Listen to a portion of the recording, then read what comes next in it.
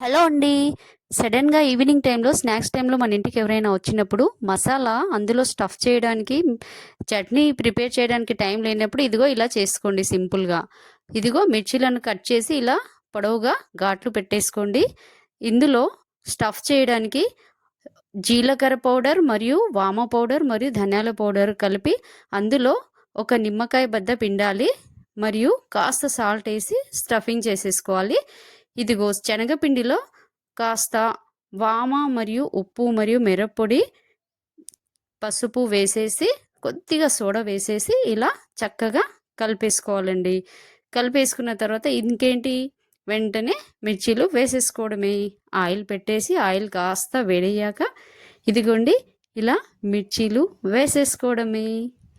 తక్కువ టైంలో వెంటనే ఒక్క 5 మినిట్స్లో వచ్చిన వాళ్ళకి స్నాక్స్ పెట్టాలంటే ఇలా చక్కగా చేసేసుకోవచ్చండి. ఇది చూడండి, మసాలా మిర్చీలు రెడీ అవుతున్నాయి.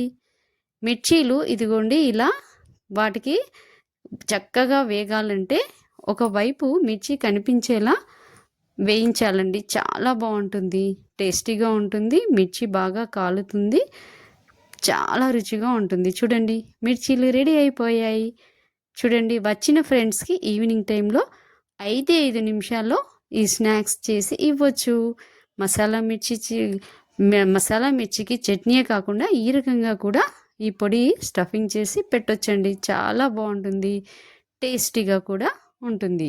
చూడండి, మిర్చీలు ఎంత బాగా వేగుతున్నాయో. అయిపోయాయి, మిర్చి రెడీ. వావ్, వేడి వేడి మసాలా మిర్చి రెడీ.